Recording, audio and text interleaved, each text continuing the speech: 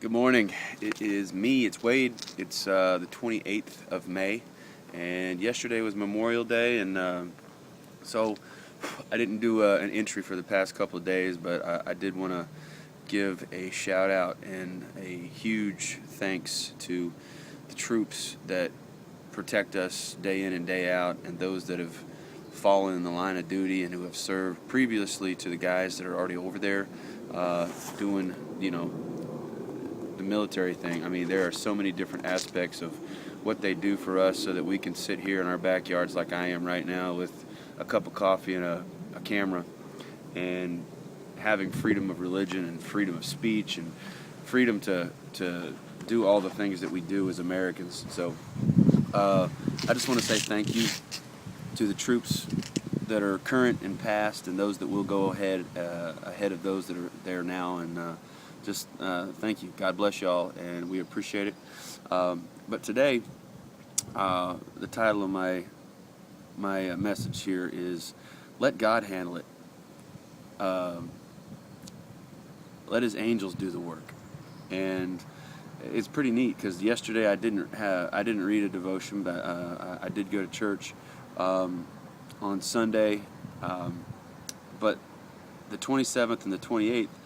Let God Handle It is the name of the note for the devotion on the 27th, and this is the book that I'm reading from, and it says in Psalms 103:11, "As the heavens are high above the earth, so great is His mercy towards those who fear Him." Meaning, trust God; He'll take care of you. And it says adversity can be handled one of two ways. Either you can deal with it on your own, or you can allow God to carry your burden for you.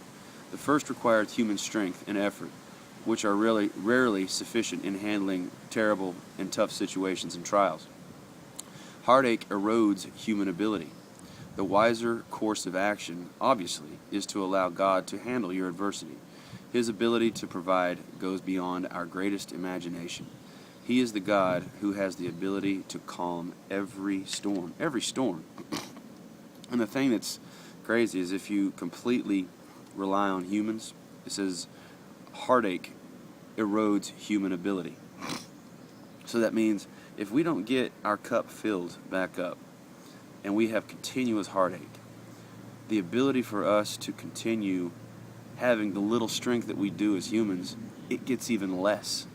So unless we find a source of strength through, I'll get to what I mean by His angels here in a second, but if we don't fill our cup back up with Christ, our human ability will get eroded by heartache. And every day that we don't get filled back up and we continue to go down that path of, whatever your difficult situation is, your abilities get less and less and less. So please, latch on to God. Let Him carry your load. Let Him handle it. And now, the angels, when I say lean on His angels, I think God puts people in our lives. Let me repeat that one more time. I think God puts people in our lives to get us through some of those situations as angels. I'm not saying that these people are angels. I'm just saying God puts them there to help us along the way. And the next one for today actually is called Rock Solid Friendships. And in Proverbs 18:24 it says, "There is a friend who sticks closer than a brother." Now, he's intending in Proverbs that's Christ. No question, Jesus sticks way closer than a brother, because people will fail you. And excuse me, I've got a little bit of allergies this morning, so if I'm sniffling, I apologize. But anyway, this says, people need people. We each need relationships with others who are comparable to us, like us in values, desires, goals, beliefs, and to a certain degree, like in personality, so that we might receive help from them and help them in return. We need other people in order to grow into the fullness of our own potential, and in order that we might experience a mutual giving and receiving of love and kindness. A real friend is one who sticks closer than a brother. He will be there through thick and thin, in good times and in bad. He will provide strength that you may not crumble in the face of evil, adversity, or calamity. He remains rock solid and steadfast in times of trauma. Now, I have been blessed with some really good friends. And through some of the toughest times in my life, if I hadn't had good friends in addition to Christ, I think I might have crumbled under the face of calamity and adversity and tough times. And a friend doesn't necessarily have to be just a friend. You know, you have a good wife, a good husband, your mom, your dad, your brother, your sister, aunt, uncle. And you know, in my case, I've got a great wife. My folks, my parents are some of my best friends. I got guys like Jason House, Eric Hart, Richard Davis, Brian Smith, you know, Sam Edwards, Fitz Dearmore. I mean, these guys have seen me at my worst, no question. And without these guys, you know, I would have, I don't know what would have happened. It would not have been good. But what I'm saying is that I think God allows us to have people come into our lives that are going to be fighting for us no matter what. And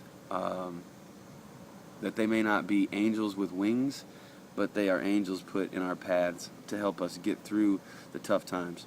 So let God handle it and lean on his angels that he puts in your path so that you can be uplifted and get your cup filled back up. Because I mentioned a second ago that if you continue to go down that path of heartache and hurt and ruin, your human power gets even less and less by the second if you're not getting encouraged from somebody, including getting in the Word, no question, and getting God's help and provision on a daily basis. So I hope that helps somebody today. I've been really thinking about it, and it's pretty cool that the two entries that are back to back on the 27th and 28th in God's Way, day by day.